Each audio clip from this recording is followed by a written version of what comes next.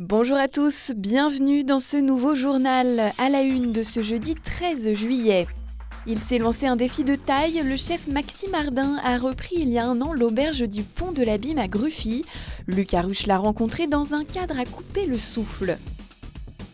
Le cabinet médical d'Argentières s'agrandit alors que l'offre médicale en vallée et en altitude est une problématique bien connue. Ce changement va faire du bien, précision à suivre.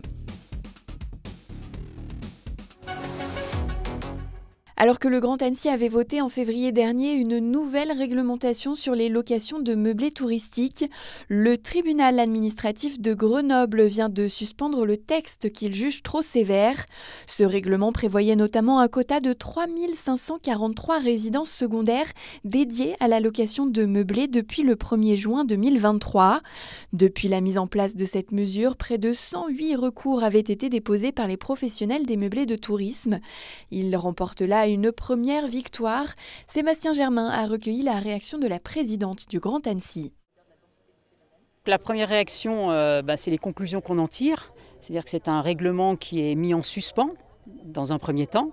Donc suspension dit application de l'ancien règlement pour 6 à 9 mois, ce qui va nous permettre ensuite d'attendre les conclusions du tribunal administratif de Grenoble sur le fond, qui nous permettra une bonne fois pour toutes de voir qu'est-ce qui est dans la norme et qu'est-ce qui est accepté par le tribunal et quels sont les éléments que nous devons éventuellement modifier. Ainsi va la loi, c'est-à-dire que la loi ne précise pas toujours les choses, donc cette loi nous donne le minimum à respecter, on ne peut pas aller au-dessous de la loi.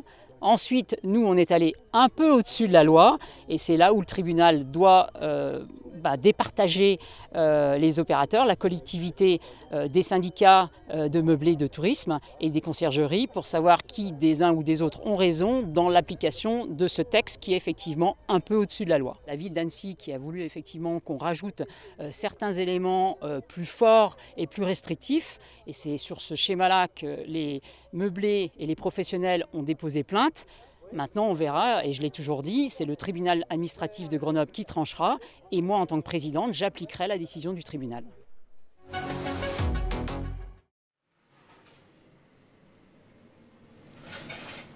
Des beignets de fleurs, une brunoise et une soupe froide. Voici l'apéritif tout en courgettes, imaginé ce soir par Maxime Ardin. Attaché à une cuisine végétale, le chef de 32 ans s'approvisionne tous les mercredis chez ce petit producteur, à quelques kilomètres seulement de son restaurant. Ça crée du lien directement avec des gens qui se démènent pour nourrir les gens autour. Et ça, au niveau politique, je trouve ça très intéressant. Courgettes, rhubarbe, cassis, le chef cuisinier repart ce matin avec 3 cagettes pleines de saveurs. De quoi rendre fier le maraîcher. Ce que je trouve, c'est qu'il met beaucoup en valeur mes produits. Puis ce qui est intéressant, c'est de se dire qu'il a quand même une cuisine à élaborer et que du fait qu'il s'intéresse à mes légumes, c'est valorisant quand on se dit qu'on est sur la bonne voie, qu'on fait de la bonne qualité. Il y a près d'un an, Maxime Ardin a donc ouvert son premier restaurant à Gruffy. Proche du massif des Bauges, l'établissement offre une vue imprenable sur le mythique Pont de l'Abîme. Grâce notamment à cette grande terrasse, le restaurant veut séduire un large public. L'ambition du chef est d'offrir une cuisine élaborée, gourmande et surtout très ancrée dans le territoire. Je suis à la fois très sociable et très renfermé sur moi-même. Et donc j'ai un peu ces deux facettes et c'est vrai que déjà c'est pour ça que je trouve que ce lieu me ressemble un peu.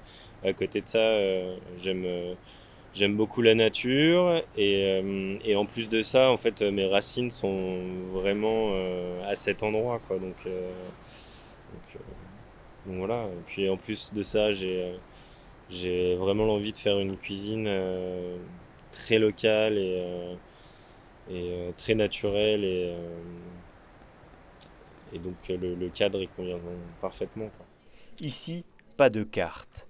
Seul un menu unique est proposé aux clients.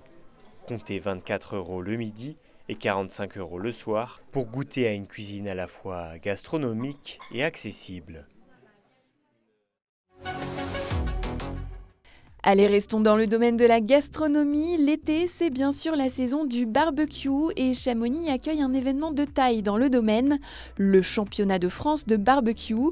Après le Mont-Saint-Michel ou l'esplanade de la Tour Eiffel, c'est au pied du Mont-Blanc que vont se bagarrer des équipes venues de l'Est de la France. La compétition impose à tous les candidats de travailler avec des produits locaux, comme l'a précisé le fondateur de l'événement à Emmanuel Jaude.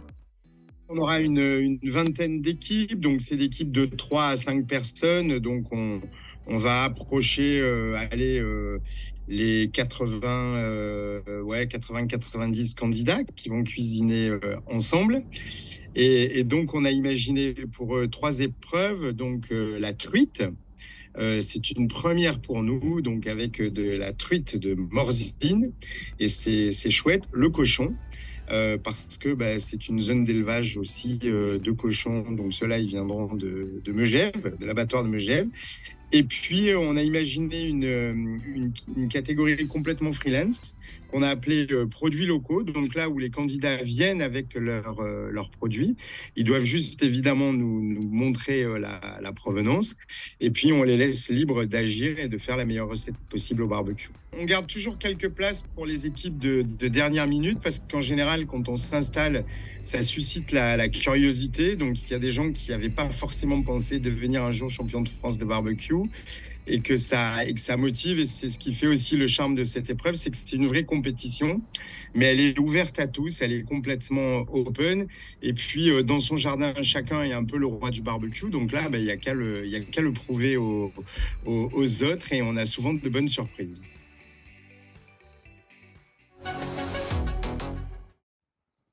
Au pied des grandes faces alpines, le centre médical d'Argentières accueille chaque jour près de 80 patients. Des victimes de petits maux du quotidien, mais aussi toute la traumatologie liée aux sports à risque qui font la notoriété du territoire. Un travail sans fin, mais grandement facilité depuis quelques semaines grâce à de nouveaux locaux. L'avantage, c'est que là, on a du coup des bureaux en plus. Donc moi, j'ai pu m'installer. On peut être au moins 1 de plus, voire 2 par jour, ce qui nous permet d'accueillir encore plus de patients que ce qu'on pouvait faire avant. Donc ça, c'est vrai que c'est bien pour les gens parce qu'on arrive à les voir vite, encore plus vite que ce qu'on essayait de faire avant. Oui, ça c'est une vraie qualité, c'est une vraie chance pour les gens et que du coup, moi, d'être installée aussi ici maintenant en plus, on arrive à avoir plus de gens, quoi, et surtout plus vite. Passant de 70 à 214 mètres carrés, ce sont désormais 3 médecins généralistes assistés d'internes qui assurent quotidiennement les services et secours du haut de la vallée de Chamonix, s'inscrivant comme un maillon incontournable du maillage de l'offre de soins locale.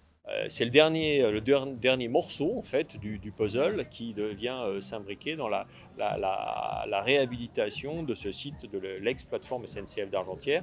Et effectivement, on est à 10 km de Chamonix, on est sur un secteur sur lequel des gens qui ont des difficultés à se déplacer, c'était important d'avoir une offre médicale. Et puis il y a une population permanente, il y a aussi du tourisme de manière importante avec des installations pour montée mécanique. Et tout ça nécessite et méritait qu'on ait cette installation. Après avoir dû traiter plus de 300 genoux cet hiver, la quantité de patients des médecins d'Argentières n'est donc pas en voie de diminution. Au contraire, un bureau reste encore disponible pour l'installation d'un spécialiste qui pourrait compléter idéalement la diversité des soins dans ce fond de vallée. 4 mois après François Astorg à Annecy, c'est au tour de Thierry Repentin, le maire de Chambéry, de perdre sa première adjointe. Aurélie Lemeur a en effet annoncé sa démission ce lundi 10 juillet. Elle reste conseillère municipale dans la majorité et pour le moment, première vice-présidente de Grand Chambéry en charge de la transition écologique. Elle a expliqué les raisons de sa démission à Sébastien Germain. À mi-mandat, c'est le moment de se réinterroger, de faire le bilan des 3 premières années dans la perspective des 3 suivantes, de se re-questionner, est-ce qu'on est la bonne personne et toujours en capacité pour pouvoir mettre en œuvre le programme pour lequel nous avons été élus.